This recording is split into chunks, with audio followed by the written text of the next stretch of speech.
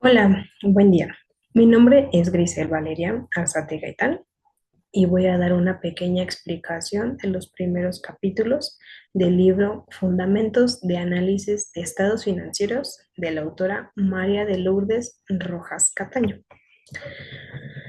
Inicialmente, o como introducción a estos tres primeros capítulos de este libro, podemos observar que el análisis de estos estados financieros es una herramienta fundamental para la toma de decisiones en cualquier empresa.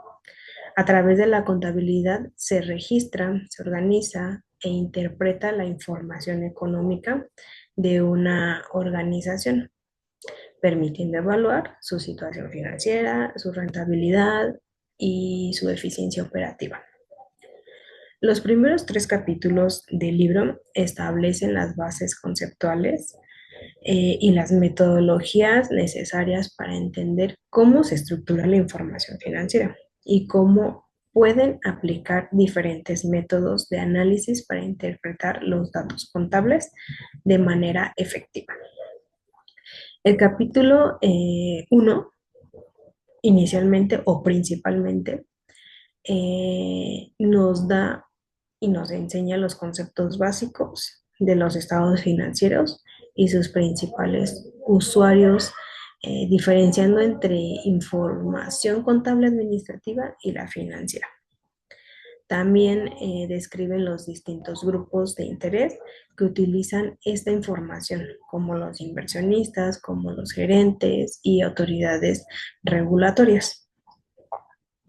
Ya en el capítulo 2, pues ya se profundiza en los métodos de análisis financieros, introduciendo herramientas comparativas, estructurales y y que permiten así evaluar ya la salud financiera de la empresa. En el capítulo 3, pues ya se centra más en el análisis vertical que ayuda a entender la estructura de los estados financieros a través de porcentajes y razones financieras. Así ya nos están facilitando la comprensión entre los diferentes periodos y las empresas. En estos capítulos proporcionan una base sólida para cualquier persona interesada en el análisis financiero, ya que pues así nos explican no solo la importancia de la contabilidad en la toma de decisiones para una empresa, sino también las metodologías para evaluar el desempeño económico de una organización. En el capítulo 1, que es generalidades sobre los estados financieros básicos y sus usuarios. En este capítulo se abordan ciertos temas, entre ellos la contabilidad y la información contable. Se analiza la función de la contabilidad en la recopilación y presentación de información financiera relevante, como son los usuarios externos e internos, los cuales se identifican y describen los diferentes usuarios de la información financiera, tanto dentro como fuera de la organización. Los estados financieros básicos y sus características se presentan los principales estados financieros y se detallan sus características cualitativas. En estos se incluyen pues la confiabilidad, la relevancia, la comprensibilidad, la comparabilidad y entre ellas pues las restricciones a las características cualitativas. Se discuten las limitaciones que pueden afectar las características cualitativas de la información financiera. Las limitaciones en el uso de estos financieros, se analizan las posibles restricciones y consideraciones al interpretar los estados financieros. Clasificación de los estados financieros. Se clasifican los estados financieros en diferentes categorías, como son estático y dinámico. dependiendo de si reflejan una situación en un momento específico o durante un periodo, reales y pro forma, según si representan datos reales o proyecciones hipotéticas o a futuro, básicos y secundarios, distinguiendo entre los estados financieros principales y los complementarios, simples o comparativos, según si presentan información de un solo periodo o comparaciones de múltiples periodos. Los estados financieros son fundamentales para la toma de decisiones económicas dentro y fuera de la empresa. Se basan en las normas de información financiera y tienen obviamente características que garantizan la utilidad y la confiabilidad. También abordamos diferentes, bueno, más bien otro tema, como es la contabilidad e información contable. La contabilidad como tal es una técnica para registrar las operaciones económicas de una entidad. Se divide en dos ramas principales: la contabilidad administrativa, que es la que se enfoca en la gestión interna de la empresa, proporcionando información para la toma de decisiones estratégicas. Y la contabilidad financiera proporciona información para usuarios externos como los inversionistas, los acreedores y las entidades gubernamentales. Los usuarios externos e internos, el externo o los usuarios externos no forman parte de la empresa, pero requieren la información para evaluar su situación financiera, como son los accionistas, los bancos, proveedores, reguladores, etc.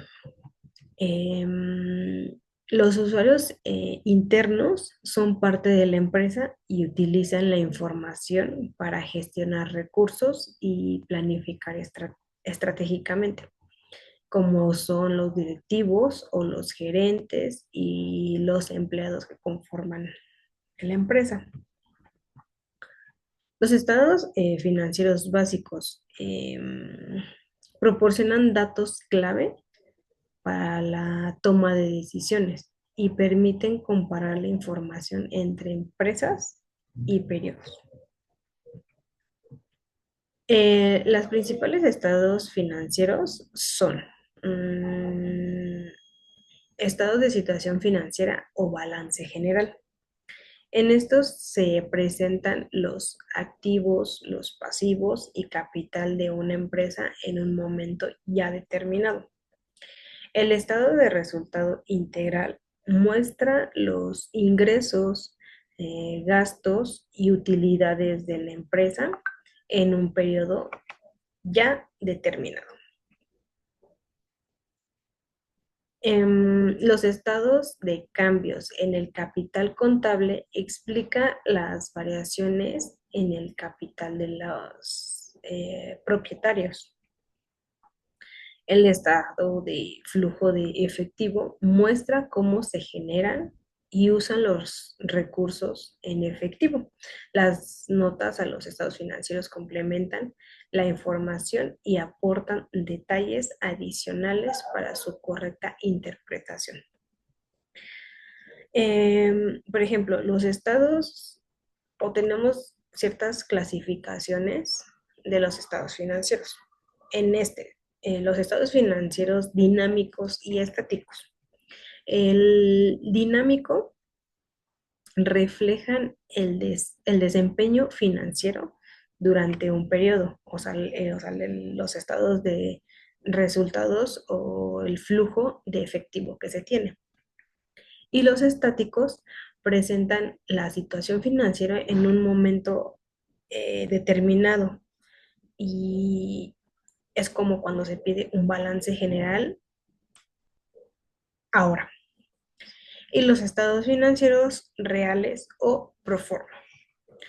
Los reales son basados en operaciones ya realizadas y los pro forma son basados o que proyectan un resultado hipotético o a futuro. Estos estados financieros eh, pueden ser también simples y comparativos. Los simples muestran la información de un solo periodo y los comparativos, pues su misma palabra lo dice, comparan datos de dos o más periodos. En este caso, por ejemplo, las características cualitativas de los estados financieros que son las que nos garantizan la utilidad de los estados financieros que se dividen en primarias y secundarias. Las primarias son la confiabilidad, que es la veracidad, la objetividad, o que tenemos una información suficiente para poder realizarlo. La relevancia es la capacidad de predicción y confirmación. Es una importancia eh, relevante o que sobresale. La comprensibilidad es la facilidad de interpretación de los estados financieros. Y la comparabilidad, pues, permite evaluar diferentes similitudes en distintos periodos o empresas. Otro de los temas también es las limitaciones en el uso de los estados financieros. Se basan en transacciones ya ocurridas y pueden no reflejar el valor real de ciertos activos. No consideran cambios en la inflación o en el valor de mercado. No siempre son exactos debido a estimaciones y criterios contables, dependiendo de lo que nos está arrojando ya un estado financiero de la empresa. También nos habla de la norma de información financiera, que es la A1, la cual define la contabilidad como una técnica que registra sistemáticamente la operación económica de una entidad y genera información financiera estructurada, como son las ramas de la contabilidad, contabilidad administrativa, que ya la habíamos mencionado, y en la cual se centra en niveles operativos estratégicos, cubriendo aspectos como presupuestos, análisis de costos e información internos. Em, También podemos observar, o con todo esto, pues obviamente podemos mm, tener un mejor panorama para poder estar interpretando y analizando un análisis, perdón, para estar mejorando y entendiendo los estados financieros. En el capítulo 2 ya nos está hablando de métodos de análisis financiero. Como al inicio les comentaba, ya en el capítulo 2 nos está adentrando un poquito más al entendimiento de todo lo financiero dentro de una empresa. Los métodos de análisis financieros se explican o nos explican los métodos fundamentales para analizar los estados financieros y así nos pueden facilitar la interpretación de datos contables y financieros. Sus principales temas en este segundo capítulo es el método de análisis comparativo, el cual permite evaluar las finanzas de una empresa a través del tiempo. Método de análisis estructural o vertical, que en este pues nos ayuda a analizar la proporción de cada partida dentro de un estado financiero. El método de análisis de razones financieras se utilizan indicadores como liquidez, rentabilidad y solvencia para evaluar la salud financiera de la empresa. También podemos ver el método de análisis del punto de equilibrio. En este, pues determina el nivel de ventas necesario para cubrir costos y comenzar a generar ya lo que son las utilidades.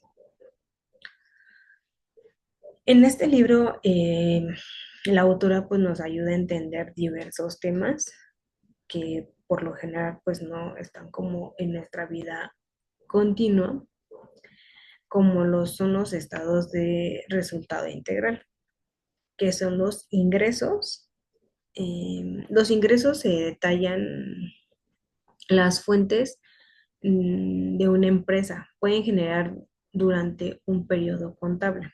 O sea, nos ayuda a saber qué es todo lo que la empresa está adquiriendo, los costos y los gastos. En este, pues, se analizan las diferentes categorías de costos y gastos que afectan la rentabilidad de la empresa. El resultado integral de financiamiento se examinan los efectos de las operaciones financieras como intereses y otros gastos relacionados con el financiamiento. Los estados de situación financiera o balance general se presenta la estructura del balance general que muestra la situación financiera de la empresa en un momento ya determinado. Así nos puede ayudar a, a detallar activos, pasivos y capital contable. En el estado de resultados, pues son los estados de producción de lo ya vendido. En este nos explica la clasificación de los gastos según su función dentro de la empresa, como es la producción, la administración y las ventas. Y se detalla el cálculo del costo de producción de los bienes vendidos, especialmente relevante para la empresa que son de manufacturas. En este capítulo proporciona una comprensión detallada de los principales estados financieros y su análisis. Así nos ayuda a fundamentar para evaluar la situación económica y financiera de una empresa.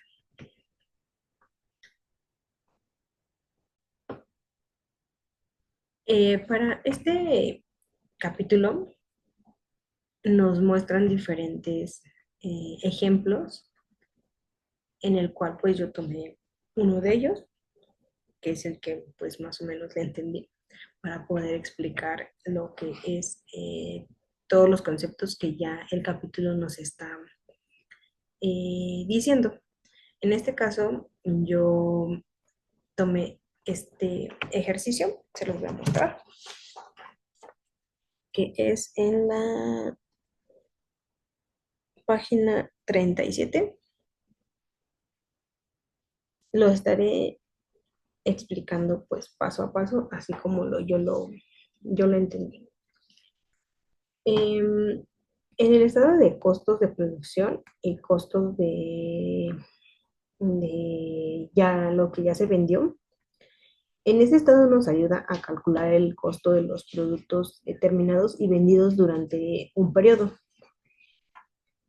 En este caso, para determinar el costo de producción, uy, es que no sé cómo mostrárselos, se los voy a dejar así, para que vayamos viendo como los datos que vamos a estar utilizando.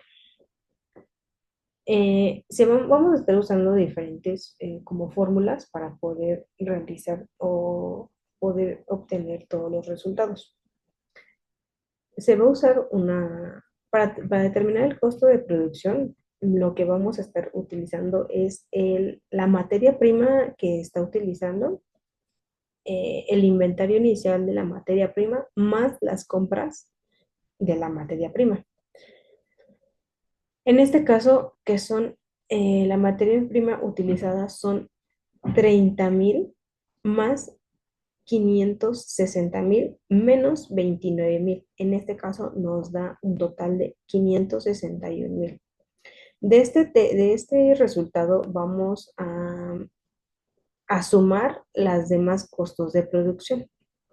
En este caso es la materia prima utilizada, que son 561.000, los sueldos y salarios directos, que son 94.000, y los gastos indirectos de fabricación, que son 102, que son 102.000. Depreciaciones, equipo, que son los equipos de cómputo, el reparto y la maquinaria. Haciendo toda esta sumatoria, nos da un total de 172.500. El costo de producción del periodo, en este caso, sería los 561.000 más los 94.000 más los 102 más 272, da un total de 929.500. Ese sería como que el resultado para determinar el costo de producción, ¿vale? Como segundo paso es determinar el costo de producción de lo ya vendido. En este caso, estaríamos usando lo que son los costos de producción de lo vendido, el inventario inicial de producción en proceso, más los costos de producción. A todo esto le vamos a restar lo que es el inventario final de producción en proceso. En este caso, las cifras que vamos a estar utilizando son 28.700 más 929.500 menos los 25.000 que son la producción del proceso. Para esto nos da un total de 933.200. A este monto ahora le vamos a sumar lo que es el inventario inicial de producción ya terminada y le vamos a restar el final. En este caso es el costo de producción de lo vendido, que son los 35.000 más los 933.200 menos los 8.500 que es de la producción. En esto nos va a dar un total de 959.700. ¿Vale? Los 959.700, esto es el costo de producción de lo vendido. ¿Vale? Y en este caso, para sacar el estado de resultados, vamos a incluir los ingresos y egresos. En este caso, los ingresos van a ser las ventas, que son 1.110.000, los productos financieros, que son 6.000, y el total de ingresos sería 1.116.000 menos costos de producción de lo vendido. En este caso, que nos dio un total de 959.700. Nuestra utilidad bruta, que son los 1.116.000 menos los 959.700, que son de lo ya vendido, nos da un total de 156.300, menos los gastos de operación, que en este caso van a ser 95.000, y menos los gastos de ventas, que son los 36.000, y los gastos financieros, que son los 9.000. En este caso, realizando toda esta operación de los 95.000 más los 36.000 más los 9.000, da un total de 140.000. Nuestra utilidad de operación, que son los 156.300 menos los 140.000, da un total de 16.300. Menos, o a este resultado le vamos a quitar lo que es el ISR del periodo, que son 25.000 pesos. Para esto, nuestra utilidad neta, que son los 16.300 menos lo del ISR, que son los 25.000, da un total de 8.700, que en este caso sería una pérdida. Hablando ya de un balance general, dividimos en activo circulante, perdón, el activo no circulante, el pasivo y capital. El activo circulante, que es la caja, que da un monto de 45.500.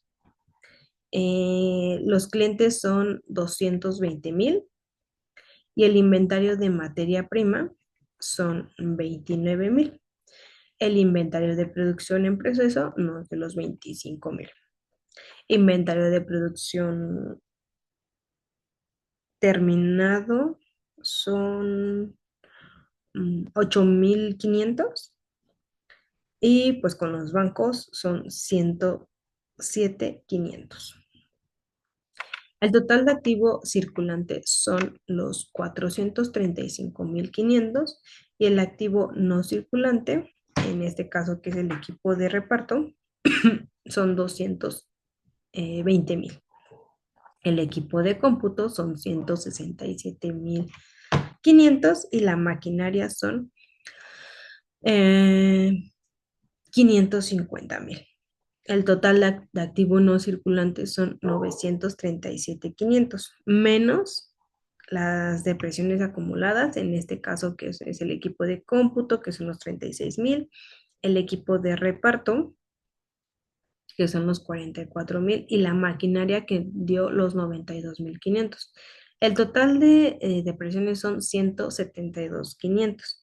El activo no circulante neto son 765. Total activo es 1.200.000. El pasivo, en este caso, serían los proveedores, la estimación de cuentas incobrables, la reserva legal da un total de un pasivo de 78.200 y nuestro capital social son 750.000.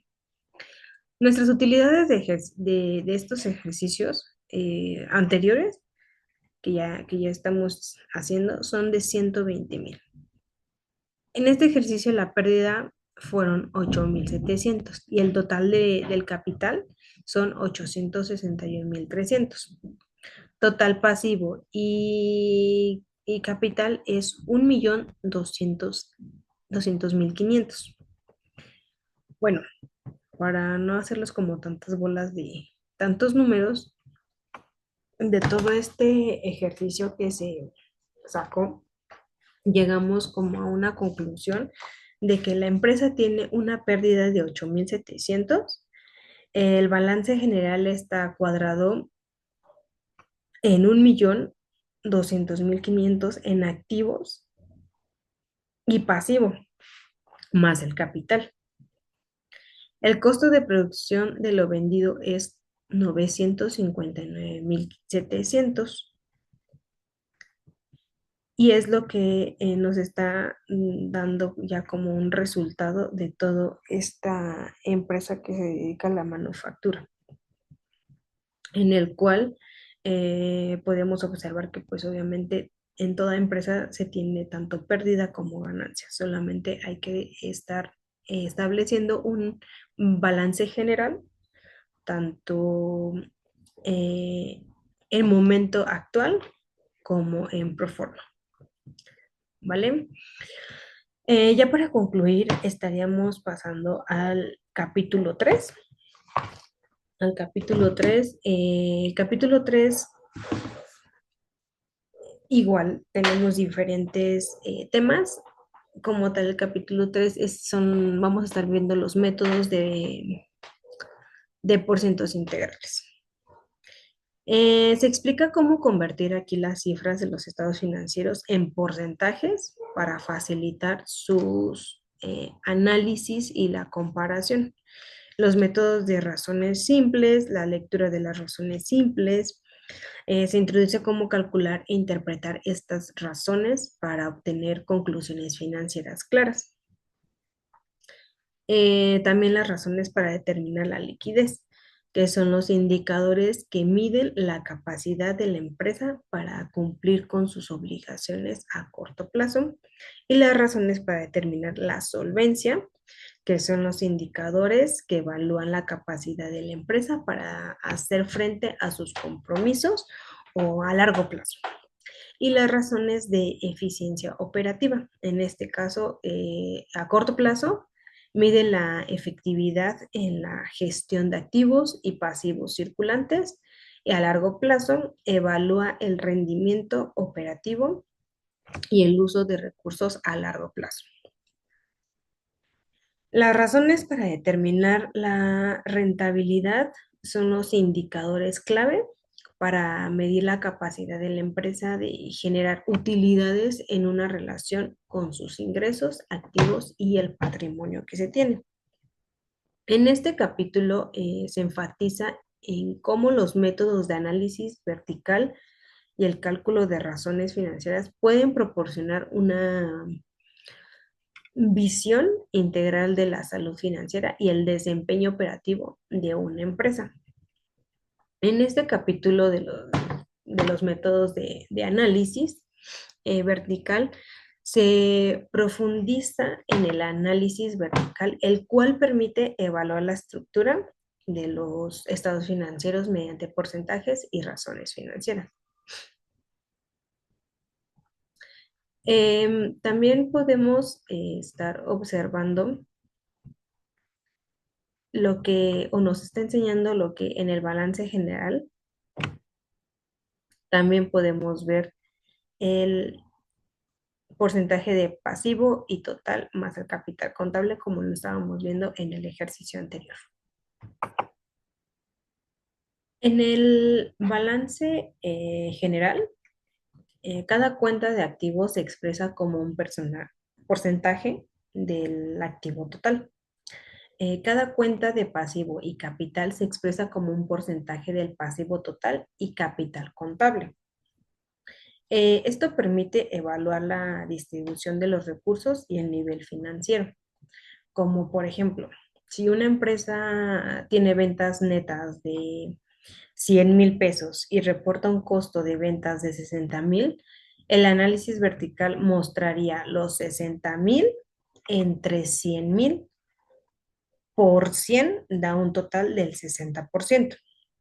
Esto indica que el costo de ventas representa el 60% de ventas, lo que permite analizar la rentabilidad bruta y compararla con otras empresas o periodos.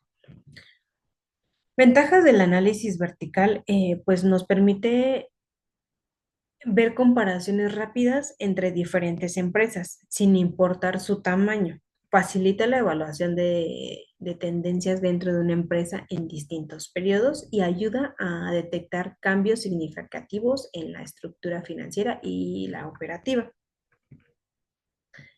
El análisis vertical es una herramienta clave para interpretar la información financiera y tomar decisiones estratégicas sobre costos, gastos e inversiones que se vayan a hacer. El método de porcientos integrales es el método de porcientos, es una técnica de análisis financiero basada en el análisis vertical. Esto consiste en expresar cada partida de los estados financieros como un porcentaje de un rubro total, permitiendo así evaluar la estructura financiera y operativa de una empresa en un periodo, en un solo periodo. La aplicación es en el balance general. Cada cuenta del activo se expresa como un porcentaje total del activo. Cada cuenta del pasivo y capital se expresa como un porcentaje del total del pasivo y del capital. En el estado de resultados, cada cuenta se expresa como un porcentaje de las ventas netas. Por ejemplo, en una empresa tienen un activo total de 500,000 y el efectivo es 50,000. El cálculo es los que son los 50,000 entre los 500,000 por 100. En este caso da un 10%. Esto indica que el efectivo representa el 10% del activo total.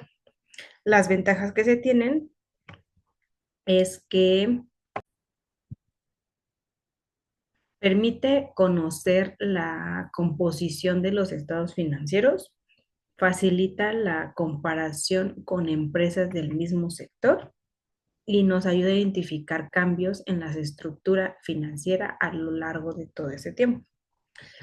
El método de razones simples, el método consiste en calcular relaciones matemáticas entre diferentes cuentas de los estados financieros para poder analizar la estabilidad que se tiene, la eficiencia y la rentabilidad de una empresa.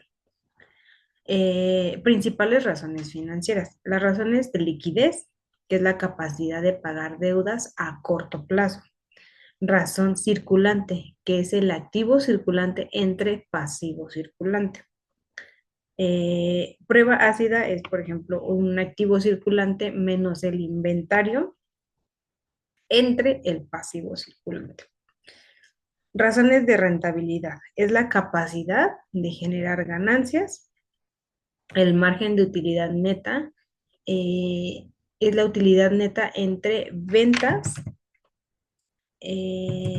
las ventas netas. Las razones de rentabilidad es la capacidad de generar ganancias. El margen de utilidad, como ya lo había mencionado, de utilidad neta es la utilidad neta entre ventas netas.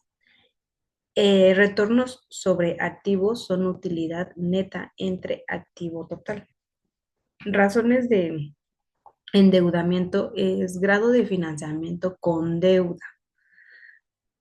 Razón de endeudamiento es igual al pasivo total entre el activo total. Las razones de eficiencia es el uso de recursos de la empresa. La rotación de inventarios es el costo de las ventas entre inventarios promedio. La rotación de cuentas por cobrar son las ventas a crédito entre cuentas por cobrar en promedio. Un ejemplo, si una empresa tiene un activo circulante de 200,000 y un pasivo circulante de 100,000, la razón circulante se calcula que son los 200,000 entre los 100,000, da un total de 2. Eso significa que por cada peso de deuda a corto plazo, la empresa tiene 2 pesos en activos circulantes para cubrirla. En esto las ventajas ayudan a evaluar la solvencia y la rentabilidad de la empresa, nos ayuda a facilitar la toma de las decisiones financieras, permite comparar el desempeño de la empresa con estándares del sector. Ambos métodos son herramientas clave en el análisis financiero y complementan otras técnicas para una evaluación integral de la empresa. La lectura e interpretación de razones simples. Las razones simples permiten evaluar la situación financiera de una empresa mediante indicadores numéricos para interpretarlas correctamente. Es importante compararlas con estándares del sector, datos históricos de la empresa, objetivos financieros, para ver si están cumpliendo con las metas.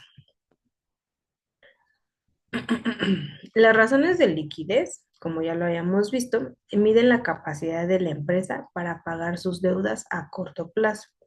Las razones circulantes, activo circulante entre pasivo circulante.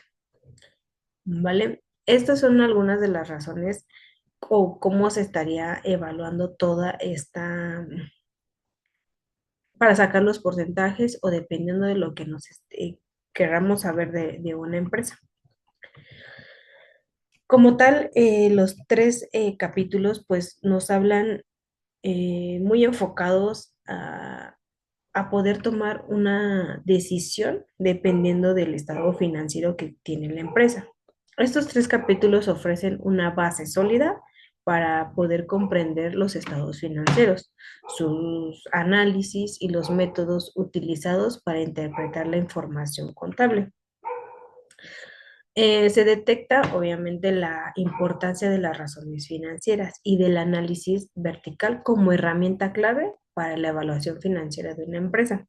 Si nosotros no sabemos interpretar o saber leer un estado financiero, no podemos ver en qué estabilidad está una empresa para poder, obviamente, tomar decisiones buenas para el crecimiento de ella. Para interpretar, pues obviamente correctamente todas estas razones que nos da el libro, se deben comparar todos los datos históricos de las empresas, tanto similares y estándares del sector. Un valor alto o bajo no siempre es bueno o malo. Lo importante es analizar el contexto y considerar otras métricas financieras para poder así tomar una buena decisión y tener una salud buena financieramente hablando. Pues en este caso pues sería todo. Espero sea entendible estos tres capítulos. Solamente pues hay que saber entender los conceptos básicos para poder leer y establecer un estado financiero.